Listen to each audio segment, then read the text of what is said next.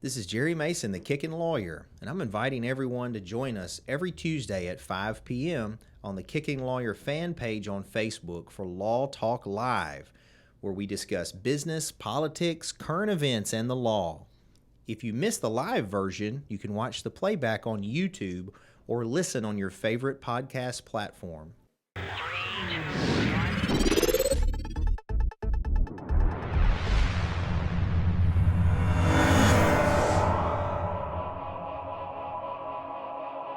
All right, Jerry Mason, the Kickin Lawyer. We're live for another Law Talk. I thank you guys for taking time out of your day to listen to us run our mouths. Don't forget, as always, to like, follow, and subscribe to the content. We're on all social media platforms: YouTube, TikTok, Spotify, Facebook, whatever Chinese social media platform is communist. We're on all of that. And then follow us on TikTok. Y'all can watch the TikToks. Josh likes to do all those TikTok dances. It's good times. All the dances. NA, the band, has the album Inside My Head out. They're performing June 9th in Humboldt. You can go to their site and buy tickets. The album's available for free, so they're local guys, and we're encouraging you guys to support them. Michelle Allen is a longtime sponsor of the show. She's your go-to in the area if you're buying, selling, renting, leasing real estate, and she's just genuinely a nice person. High Octane Martial Arts has been open since '93, so we're celebrating 30 years in business. If you want to create your own Kickin Lawyer, just visit masonsmartialarts.com, and we'd be glad to get them ready to go. The Cellar Restaurant Prohibition Bar is located right here in Covington on the square. Second location is opening by August 1st in Summerville, Tennessee. I will be there this afternoon for trivia. There's always events going on, a lot of fun, good food, good drinks. Come check us out. And Masonite Digital Marketing will help you with your online presence, your brand, your social media, your website, whatever kind of stuff you need like that. Just visit masonitemarketing.com. And last but not least, remember that the Covington Comic-Con will return to the Covington Civic Center on August 12th and 13th. You can meet Budget Batman and all his friends.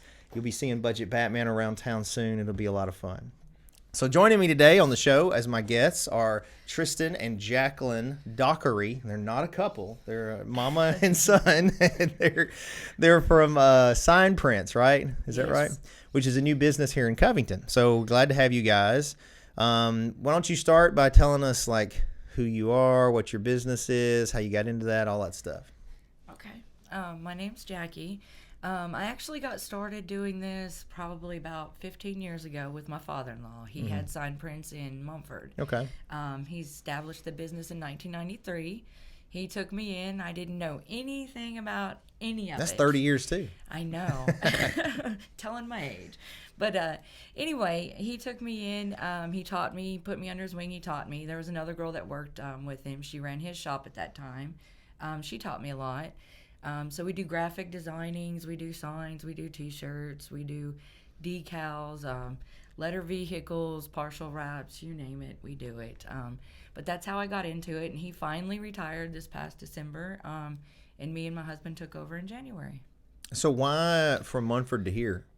Because when he retired, he was like going to be out of it. So he sold his building in Mumford. Well, he decided he wasn't going to get out of it, so he had a shop behind his house. He worked there for 2 years, and then he's like, okay, I'm done. And I didn't want to work in his shop. I wanted a storefront, be out there, more business, give us more room to produce more, grow, expand, do things. It's hard to do in a little room. Yeah, yeah. And then how did you get in with it? I mean, obviously family, but... Well, yeah. It started a lot like when I was in high school. On the summers, I'd go help out with it, whatever. And then my grandfather, he would always be doing something, whether it was Monday through Friday or Saturday, Sunday. So if I'd come on there on a Saturday, he would need help with something, so I'd help him. But now, since, full-time, I do something else. I just help when I can. Yeah, yeah. Well, I noticed you're firefighting, too, with Gilt Edge. So you know Brandon Fletcher that was on a couple weeks ago. Yes, sir. Yeah.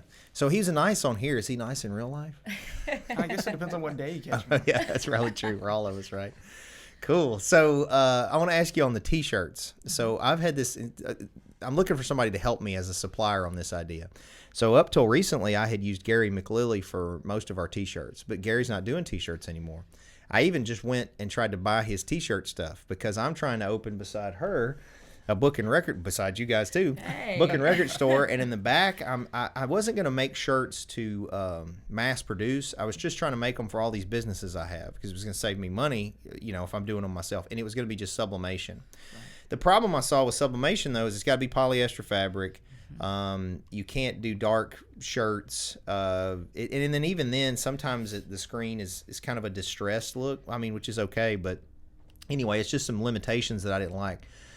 But what you guys could help with maybe is what I'm looking for is somebody that can do a high quality shirt, like maybe even, this is like one of those soft ones, but you know, maybe even a better quality than this. My idea was kind of like do you remember the old Affliction shirts when the fighting got big and we used to make fun of the Affliction? It's not going to look like that. I'm just talking about that kind of shirt, right? No, I'm not. So I used crosses and beads. I used to. So just so you know, I was a real MMA fighter, right? Oh. And me and all my MMA fighter guys, we'd make fun of anybody that wore that stuff. They were always wannabes, we said, and they would have the crosses on their butt and the. But anyway, I digress. My point was, I had this idea to do real unique, really kind of lawyer-inspired shirts that were higher quality for lawyers. So T-shirts, but they have sayings that like only a lawyer would get. Like it would go, shh, and then say Ernesto Miranda, 1966, you know, which I thought was cool. Like little stuff like that. Or go ahead and call the cops. So I've played with a few myself, but I'm looking for somebody to do that. And then I want to put like the Kickin Lawyer logo on the sleeve, like it's the brand, you know, like small, maybe a tag or something. Anyway, is that something you guys could facilitate? Sure could. Nice. Well, we need to talk more after this thing because I'm serious about it. I think I could sell them, but I'd like to not have to keep stock, and it'd be great if we did something whether it was a drop ship or just I don't know. We'll talk about it. Okay. What kind of T-shirts then do you do? Is it screen printing? Is it sublimation? What is it? No, we do actually two different types. We have the heat transfer print, full digital print, so we can go full color. And I also use like flex cut. It's a different type of heat transfer.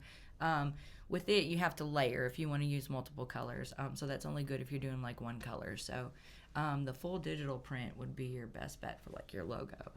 And how long does that usually last, quality-wise? I mean, it really depends on how much you wash your clothes. Okay. I like, this is what I've got on. This is something that we've done. I actually made mine. I've had some of my shirts for 6-7 years, and they're still going. They've actually got holes before that war. So. Yeah, well, that was my thing is because, you know, screening is cool, but it'll eventually crack the more you use it. And the sublimation I like because it dyes the material. But isn't the sublimation also kind of faded looking? Yeah, that's why I call it distressed. It's already kind of a distressed look, but and you're limited. Yeah, exactly. So it's got to be a light color shirt, and I like to wear darker color shirts usually. Me too. Anyway, cool. So on the signs, like, is it any kind of signs? You do banners, outside, inside, like? Yep. We do all that. We do banners. We do face panels. We're eventually going to get another bucket truck. His father had sold it when we took over the business. But we do have a couple people that we work with outside that we can call if somebody needs something installed. Billboards? No. No? But I do got a guy that does that. I got a couple of those. Yeah. I do. Most of my billboards are through Lamar, and they'll do the installation and stuff with it. Yeah. But in the private market, like there's one that our mayor owns, the strip on 51 as you come into town. Jan owns all those. The ones that all got the ones that got destroyed. Yeah. Anyway, I have to pay and find somebody to put those up when they're out there. So I was just curious. What about exterior? Like, you probably don't do those. Like exterior big signs, like on buildings. We will when we get our bucket truck. I mean, as of right now, I can order the whole sign and get it done for you. I just have to use somebody else to get it put up. Well, we need to talk about this too. Okay. Because the Masons High Octane Martial Arts that I was just talking about, we just relocated to our biggest location here in town, and it doesn't have a sign on top of the building yet. So I'm interested in getting a quote on the exterior sign. And I'm fine with, like, if you guys get it in, I'll get somebody else to put it up. Okay. I just need to get... Do the barbecue place next door then? Yeah. That's an outside sign on their building. It is. It's just not lit. I'm thinking I you're want a lit probably one, wanting yeah. a lit. Yeah, yeah. But you can get those, though. You know how to Yes, get I can, them. Oh, yeah. Okay. Well, I'm just going to give you all this business. Hey, I'll take it. I am not complaining. That's good. I think people underestimate the value of the kind of stuff that you guys do. Yeah. Like, I've done it for years now. Like, I'll throw this Kickin Lawyer logo on all kinds of stuff. We got hot sauce and cups and chips, or what do we call them now? My nickels, my wooden nickels. And anyway, I'll put it on whatever. And, brand recognition is important, and that's one of the ways to do it. I would recommend if a business is in the county, I had this idea, I just honestly hadn't had time to facilitate it, and y'all might be able to help. is to make vinyl signs kind of like they do around election time. Did y'all make those too? Like if you made Oh, yard yeah. signs? Yeah. Okay. So to make those, but make them for a business, and then somehow have some incentive to the customer if they put a yard sign in their yard. Now, the cities often have ordinances against that, but in the county, usually you can do that. You can just put the signs out, and it's like a ready-made billboard in somebody's yard. Another good way to do it. Yeah, you get like maybe 10% off at the seller if you have a Yeah. seller billboard in your yard. If you prove you have a seller sign Yeah. in your Yeah. yard, something That's like a that. good idea. Yeah. So how long have you been on the square now? Our first day open was March 2nd. So it's just how's business been since you've been up there? Oh my gosh, it's been amazingly Good. busy. We've got so much work. I haven't advertised yet. I hadn't even got a chance to join the chamber, which Yeah. I'm going to do. Yeah. But it has been just being on the square itself has brought so much business. I Good. didn't expect it. That's a good problem to have, though. It is. It's a wonderful problem. And the community's been so wonderful, so welcoming to us. We were kind of debating on coming to Covington or staying South Tipton County. But I think we made the right choice. Everybody's been wonderful. Yeah. Well, Covington's like it's a small town, but I think it's a very welcoming, open town. They like when you come. Yeah. And how long have you been here, Triston? The whole time? The whole time y'all been working together? How long have I been in Tipton County? No, I mean like working at the place up here. Since y'all have opened up, you've been working there regular? Yeah, I wouldn't say too regular. I'd say 2 or 3 days a week, depending. I work 2 days on and 4 days off, so. Are you full time? Yes, I'm full time at Piperton Fire Department. Oh, okay, cool. So you also do the guilt. Well, you're one of them. Kind of like he didn't mention your name, but when I had Brandon on, he was talking about how you'll get guys like you that are full time, and it's great having them that are trained to come with Gilt Edge. But a lot of times you lose them because they're full time and they're not wanting to do, the local volunteer stuff. Yeah, like when I joined Gilt Edge, I was just a volunteer, and then I progressed, got my certifications, and then became full time. But I've still been there for. March will be 3 years. Okay, as a full time firefighter. 3 years in Gilt Edge. Okay. And then full time, it'll be, I believe this July will be a year full time for me. Okay, cool. So you've already been to the academy and everything. Yes. Yeah. Where is the state academy? So the state academy is in Bell Buckle, Tennessee. I specifically didn't go through that academy. The state of Tennessee has it to where you can, as long as you have certified instructors and everything's documented and you can pass your practicals and tests, you can get it done in-house somewhere. Oh, great. Well, that's good too. I was a cop, and as a cop, you had to go to you didn't have to go to the state academy, but you had to go to a police academy. Right. They required that, and then there was always a battle over which one was the best, that you went to. So it's silly. Well, I'll ask you a question then on a side note here with firefighting, since you've been doing it. So I wasn't a firefighter, right? Like I always just made fun of y'all. No offense, but I had to because y'all are the good guys, right? Y'all wear the white hats, and the cops always show up when nobody wants them. Right. And so we always made fun of you because you have clean cars and stuff, because you got all that time. But anyway, on the side note, so what I was going to say is I would struggle with the firefighting. The firefighting thing I get, but I would guess that most of your calls are probably medical now. Is that probably right? Yes, I would say in average within all of West Tennessee, I could say that 80% or above of most fire departments are medical calls, except for I actually was employed by a fire department that did not run any medical at all. Oh, really? Yes, Haywood County does not run any medical through their fire department. I didn't know that. I thought almost all of them were now. They pretty much all are. I think that's the only one in West Tennessee that does not run medical. Huh. And they're Well, full-time. this Haywood, so what, there's an ambulance service that runs there? Yes, sir. They do have a county ambulance. Oh, okay. Yeah, because I can't, do they have a hospital? I can't remember if Haywood's got its own little community hospital. They just reopened it back up. It's gradually expanding again. Yeah. But when it first opened up, it was like clinic-wise.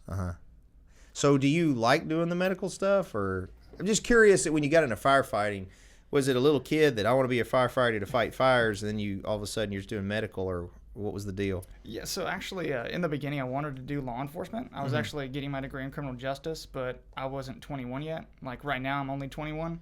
But, Really? Yes, sir. So at the time I wasn't even 21, so I couldn't get a job in law enforcement. So I wanted to find something else. So I ended up volunteering, and then I was like, oh man, we got to do this medical gig, right? Well, then when you get into the medical and it's most of your calls and you realize I can really help people doing the medical aspect, you start to really enjoy it. You don't think you will, but you really do. Yeah, I enjoyed locking people up too, though.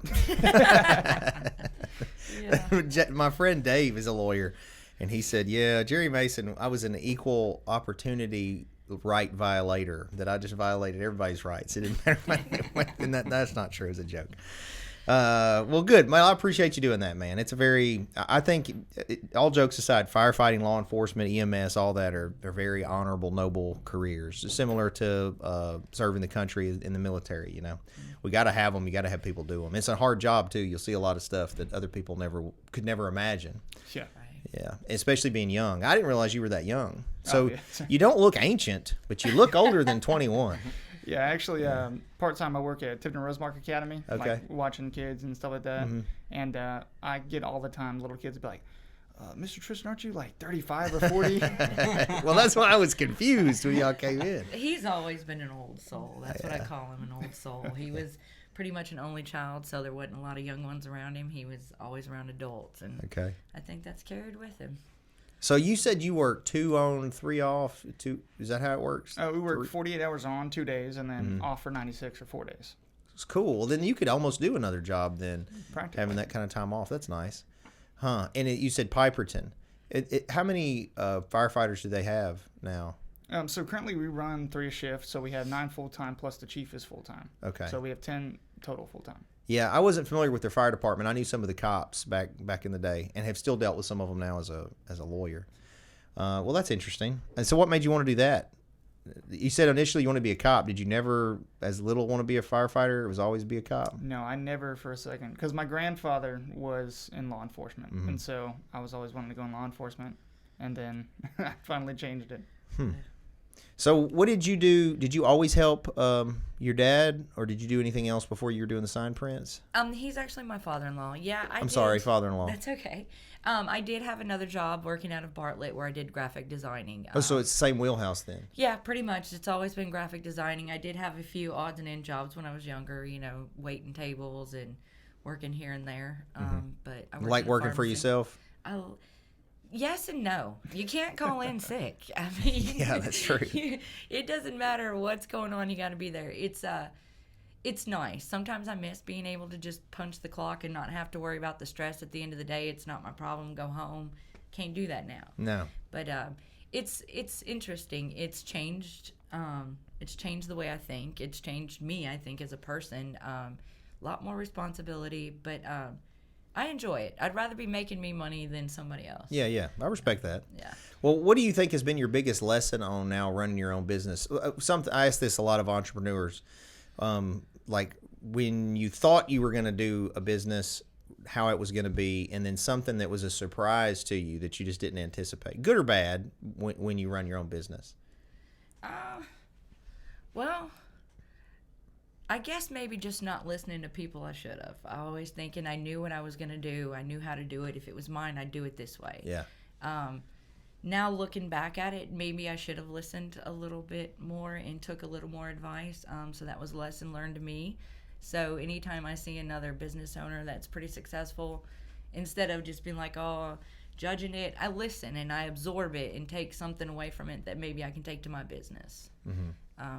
But that'd probably be it. Yeah, well, that's a good observation. I think people make that in different jobs, no matter if you're working for yourself or not. Like I remember when I was a deputy, as a patrol deputy, we used to, we would talk smack sometimes about your supervisors, about they're trying to make us do this and do that, and then they'll give me this day off. But then I became one. I eventually became a sergeant. And then I had to handle payroll and balance the schedule and make sure the shifts were covered. And then I started to realize, it wasn't that these guys were not wanting to let us off or pay us or whatever it was. It's that they had a different perspective because they looked at it differently now. They had different responsibilities. So I always try to be open-minded when I don't understand why someone's doing something a certain way, because maybe they have information that I don't. Might do it a different way. But yeah. So what would be one thing you would tell somebody that wanted to open their own business that they need to train for, be ready for, do in advance? What do you think? Be ready to be dedicated. It takes a lot of time. It can get frustrating, but if you just be ready to be dedicated, make sure that's what you want to do, that's what you want to devote your time to, because it becomes your life. Yeah. Until things level out. My suggestion is just get as much information as you can going in, listen to people. That'd probably be it. Yeah, and so because you own your business, that means you're super wealthy, right? That's what No, happens. that is like everybody thinks that, and that is the fault. Since we've been open, I've yet to take a paycheck. We put everything back into that business, everything. Well, I respect that. So people think I have all this money Right. because I have so many businesses, but they don't realize that I get paid last. Right. And so there are often, like as an example, in our restaurant, the restaurant's been open now, 15 or 16 months. And I have been paid a little bit, but nothing equals the time and money that I have put in the business. I haven't gotten money out yet that I put in, technically. So people think, but I'm there all the time, so they just assume, oh, you own a restaurant, you got all this money, right? There are weeks here at the law firm where I have all the staff, I have to pay them. I usually pay the partners before I pay myself too, so a lot of times I just won't get paid. It's just funny that now there are residual benefits though. Like I go eat at my restaurant, so I don't have to. That's where my food is most of the time. I go eat there, good or bad, because it's usually a lot of bourbon. But it's interesting that everybody just assumes you got all this money, and yeah, running a business is hard. It's a lot of work. A lot of time. You got to be devoted and dedicated. Yeah. So are you planning on careering firefighting, or are you going to eventually open another sign prints, or what's the plan? Well, I'm not so sure that I'm going to be doing that full time. I'm really looking more into like emergency management, that kind of thing. Cool. Oh, it changes though. I think he'll be taking over the shop. That's our goal. I'm not going to say it's definitive by any means. Anything's a possibility. Sure. Well, I appreciate that. Yeah. Well, when I was your age, I had started being a deputy. I was a deputy right at 21, I think. And if you had told me at 21 that I was going to be a lawyer by, I think I was at 30, I went to law school in my 30s. If you had told me I was going to go to law school and be a lawyer, I said you're an idiot. I said there's no way, and no interest in it. My grandfather had been a deputy. Me and Josh are brothers, so it's our granddaddy. He's my little brother. Oh, okay. Unfortunately. And you're actually, where'd you go to school? Mumford High School. Okay, well, my kids went to Covington because I have a kid right around your age, so you wouldn't have known it. Yeah, I did not think you were 21 though. Every time I look at you now and he says he's 21, I'm like, look at this. He's like a grown A man over here. Well, that's good. Was it just the two of you that is up here running it, working? My husband is. Somebody had to stay back and hold the shop down, and so me and him decided to come down here and do this with y'all. Yeah, well, I just mean regularly. This the three of you then that's in there from time to time? It's mostly me. My husband does still work his other job in Memphis, so he works that during the day, and then when he gets off around 2:33, he come down here and help me, give me a little break. But usually it's just me, and then he'll come if he's not working at the fire department. He'll come in if I'm real busy and help me. He's wonderful. He knows what to do. I guess I should say, so they brought me a gift. It's really going to be more for my wife. It's a little vinyl sticker that says America with the Sasquatch holding an American flag. It kind of looks like our other brother, Justin. Our middle brother, Justin, we talk about him all the time. He's actually been on here like once. He's not like Josh. Josh and I both, we have our own businesses and are real loud and we'll brag about all kinds of stuff. Justin is not. He's real quiet, but he's bigger than us. Justin's like, he looks like me, but blonde, well, bald now. And he's, what, 6'3"? Yeah, he's tall. And he's probably 290, 300 pounds, big. And he lost a little bit of weight. It's not fat either. Like, he's just a big man. He's a big old dude. But anyway, we talk about him all the time. He's super funny. I need to have him on here regularly. He's actually also a better person than me or Jerry are. Well, that's debatable. Well, but anyway, Depends who you're asking. Yeah. But I was telling him earlier that my wife is the big Sasquatch fan. Now, you said that you hinted. I don't know if you just because I talk about randomness, but are y'all into that at all? I'm open-minded. I'm into Bigfoot. I've been scared of him since I was a kid. We used to go camping in Coeur d'Alene, Utah, and or Idaho. I'm not sure which state it was, but I was terrified. My brothers used to tease me about it, and it's an interesting fact. It's kind of fun to dabble in. I mean, who's to say he ain't out there, right? That's true. I mean, it's possible, I guess. I don't know. I've seen some dudes that look kind of like Bigfoot. Oh, yeah. I've seen a few of those. And then you mentioned the alien thing. Y'all into that at all? I You am. can count me out on that. He said, I'm not going to say it with a guilt edge shirt on. I'm going to He's stay like, neutral. It's a fit. And Yeah. that might be the mildest thing that's said with guilt edge around. Oh, is that right? We're always having a good time. Good. I like to learn and research it. It's interesting. Me and my husband actually went to Area 51 last September. Stayed at Little Alien Inn out in Rachel and Really? kind of explored that and how to mild little heart attack as we got checked in there. I was already nervous because you hear all this stuff about UFOs and aliens and all that. So we were going to sit out there and sky watch. Uh-huh. Well, we're getting our bags out, and all of a sudden this just line of lights just come out just right in front of us. And, of course, I was terrified. Well, little did we know, we didn't realize it till the next morning we were looking at video. It was just the Starlink satellite. But as you're getting there and you're preparing for what you may and may not see, that was like the first thing we seen, and like gave me a heart attack. Did you see anything while you were there? Not really. I mean, the Milky Way was beautiful. We got to see that. That was clear. We did see, like, you don't know if it's airplanes or not. You are by Area 51. It is a test site, so you don't know. But there were things that were moving a little faster than normal planes would. But who knows what they were.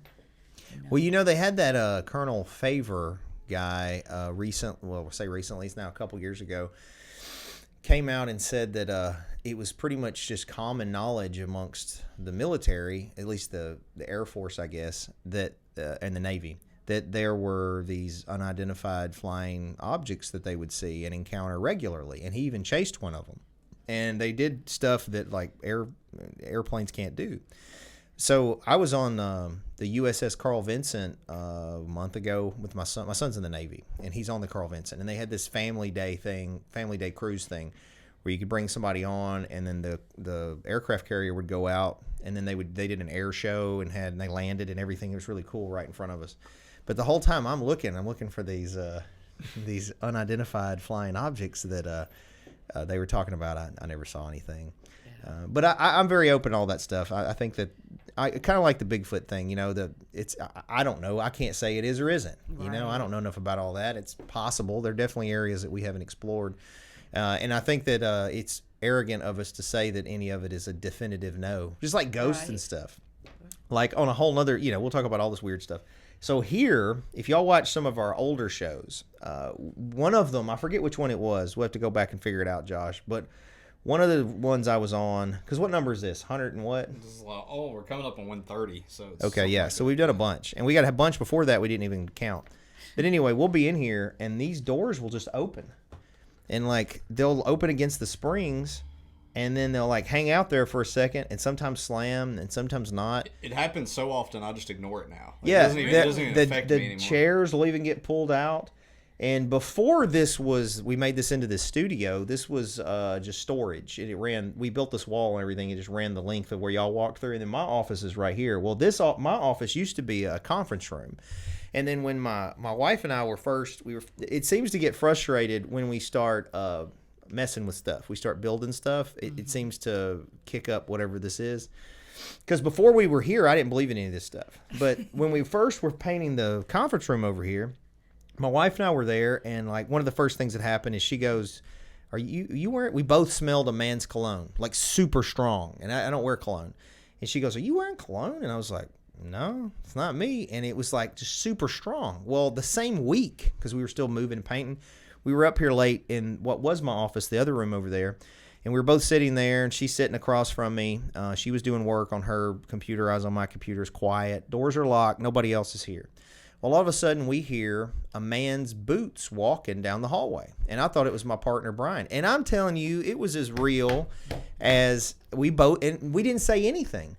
We both looked up at the door where the footsteps stopped, at the door where we expected to see Brian, and there was nobody there. And then the door across from it slammed shut, across from where the steps were.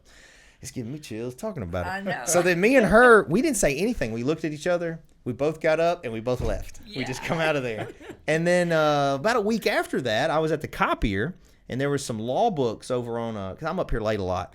There were some law books up on the shelf, and I was copying, and one of the books kind of flew off the shelf. And I turned around and saw it. It wasn't like it just fell. It was like it had been pushed off. But I thought, oh, well, that's crazy for me to think it got thrown at me. So I'm just going to ignore it. So I turn back around, and next thing I know, I hear another one. And I literally said, "Look, I'm leaving. Like, I'm good." So then Josh has got some friends that do paranormal investigations, and they came and did an investigation here. and actually recorded some sounds that were pretty That interesting. Big loud bang in the Yeah. back that we got. So wow. my point though was, I don't know. I mean, I don't know what it is. I don't know if it's ghosts or residual energy or what, but it's interesting to consider, you know. Well, there's a lot of history on this square, and the energy's got to go somewhere. Yeah. And we hear stuff in ours. You can ask Mandy. She Mm-hmm. was in here today. I've been telling her about it, and she's not a big believer in it, and I'm telling you, you'll hear it. She got to see it today. We was in the back, and a pin just kind of come just right off the table onto the floor. And then my husband's been in there, and he said he thought he heard a little girl whispering. He thought it was, maybe the girl upstairs, so he walked to the front lobby. It got louder. There was nothing there, but he heard a little girl whispering. So, but you got to think, there's a lot of history on this square. Oh, It's yeah. old. Well, this was used, the back of this place, which when we get done, I'll show you guys. It was kind of our hangout area. The back of this place was at one point where they would like unload feed and stuff. But I think before that, it was used for other types of sales, if you know what I mean, off the back there. Right. And yeah, so I don't know what did or didn't happen here. And I'm sure when there's significant psychic energy, there's things that can be left behind. I don't know. And then maybe it is like a ghost. I always thought that those kind of things were probably, if you're hearing voices or kind of seeing something, that maybe it's like a rift in the energy there, and you're just seeing the shadow of something that happened, like a memory. But when stuff's like moving and being thrown at you, that's not cool. Right. No, that'll make you hurt yourself. Put Yeah. a new door in the wall. My wife said that she, I don't know if she wants me to say this or not, but she sometimes claims that she's in tune with that stuff and kind of see it. Well, she claims she's seen the dude out of a corner of her eye, and it's a big dude that wears overalls, and he comes and stands behind me during the podcast. Oh, That's my why goodness. that's why we hear the doors, is he'll come and just stand here while I'm doing the. Gives me chills I too. know. I just got goosebumps. Like, oh my gosh. Now I'm looking over my shoulder. I know. I'm looking at myself over there and seeing if dude's standing there. Seeing these shadows. Yeah. I'm waiting for the door to open. Well, enough about our ghosts. So on your store again, when are you open and all that? When can people come visit you? We are open Monday through Friday, 9 to 5. And Saturdays we're doing appointment only. We've been so overwhelmed with vehicles, so we took off Saturday off the schedule, and we strictly letter vehicles on Saturdays. Vehicles. You said letter vehicles? Yep. What's that? Yep. What do you mean? We put decals on vehicles like partial wraps or vinyl lettering, but we've done a few, like all the Whaley's trucks. You're looking at the girl. Okay. We've done his SMS. I've got several people that we do, but we do all the lettering on their vehicles. So if I wanted to get a Kickin lawyer or something on a vehicle, y'all could do that? Yep. Or if I wanted to get a big fabricated mini pig and put it on top of a vehicle, you could do that? Whatever you want. Whatever you want. We'll get all kinds of business for you then. We Good. can do it. So is there a website, or do they just come in or call you? What's the best way to get a hold of you guys? We do have a Facebook. We don't have a website at the moment, but we do have a Facebook. It's Sign Prince Dockery. You can Google us, click the website. It'll take you straight to the web to our Facebook page. Or you can give us a call. It's 901-837-6384. Or you can even email us at signprince@gmail.com. Nice. Well, if you need a website, Josh over there at Masonite Marketing. He beat me by 2 seconds. Yeah, we'll be glad to help you out. If you need one. I do need one, actually, so that works out great. Yeah, he'd be glad to help you. Okay, Josh great. Mason at Masonite Digital Marketing. That's right. Yeah. This half of this show is just us promoting our own business. Hey, So I somebody's had- got to do it, right? When I was in San Diego, and a couple of the guys there apparently listen to the podcast, because Nice. we have it on Facebook Live, and they can watch the playbacks there, but then it goes on YouTube, and the audio format goes on Apple, iTunes, and Spotify and all that, so you can listen to it as a podcast, audio podcast too. Anyway, so I sent some merchandise out there a year or so ago, and so a lot of Alex's buddies, my son, watch the show. Anyway, one of them, when I was there on the boat, he was talking about the show, and he watched it a lot apparently, because he was referencing stuff I didn't even remember. But he was saying that, he was saying that his favorite part is that I promote myself on everything we do. he's like, all your ads are you, which is not true. A couple of those are not me. But I was like, hey, I read a book when I was your age.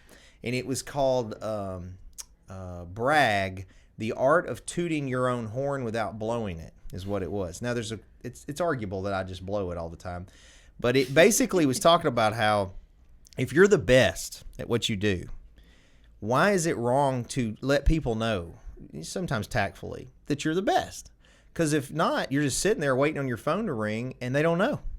So, like, there are some key things I'm very good at, and I tell people that I'm very good at them. And it's not bragging if it's true. So, you know what I mean? I don't brag about being a good firefighter. I don't know about that. So anyway, it's a good book to read for business people because a lot of people struggle with that self-promotion. Yeah. And if it's not lying to the customer, you intend to do what you say. I personally just don't have a problem with it.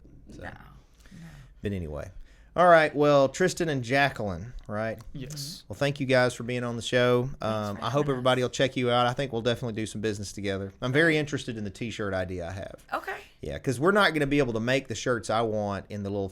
I've got like just one sublimation press, and like I said, it was mostly going to be for my taekwondo school, the restaurant, and my firm and Kickin lawyer stuff. But I want some fancy ones that I can mass market to really. My target audience is lawyers, so. Okay. We'll do something like that. Gotcha. But thank you for taking the time out. Thank you. We appreciate you having us. Good luck with the business. Good luck helping people and not being a bad cop and all that. We'll see how it goes. Yeah. See another podcast. Yeah, exactly. And I thank all of you for watching us. Don't forget to like, follow, subscribe to the content. This is the part where I brag about all my businesses. don't forget that we're on TikTok. I think we're working on 23,000 followers on TikTok, and we haven't even gotten to do dances yet, so that's good. And then N.A. the band, Inside My Head, the album is out. It's free. That's my son's band. That's why I talk about them all the time. Okay. Anyway, they're performing June 9th in Humboldt. Go to their Facebook page, and you can buy tickets. They're like $10 just to support those guys. And see, that's not my business. Michelle Allen with Cry Like Realtors has been a longtime sponsor of the show. She's your go-to if you're going to buy, sell, rent, lease real estate. And like I said, she is a nice person because she sponsors the show. Now, this is one of my businesses. Mason's High Octane Martial Arts is located in Covington. Been open since '93, creating world champions, black belts, martial arts, MMA guys. Just visit masonsmartialarts.com.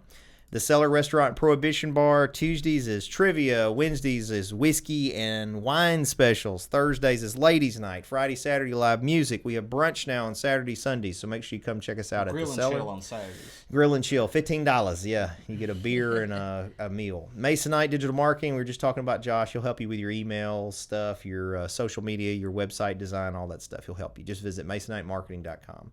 And last but not least, the Covington Comic-Con, which is, again, one of my businesses, is returning to Covington August 12th and 13th. We are accepting sponsorships on that now, and we can set up an appearance for you at your business with Budget Batman, and everybody will come make fun of him, and it'll be a lot of fun. So if you're interested in that, let us know. So anyway, we'll see you guys next Tuesday, hopefully again. I think we've got a band next Tuesday. I think Lennox Creek is joining us. Yeah, I think they haven't completely confirmed, but yeah. Yeah, they had cornered me at the music thing and wanted to do it. So anyway, we'll see you guys next Tuesday. Keep kicking.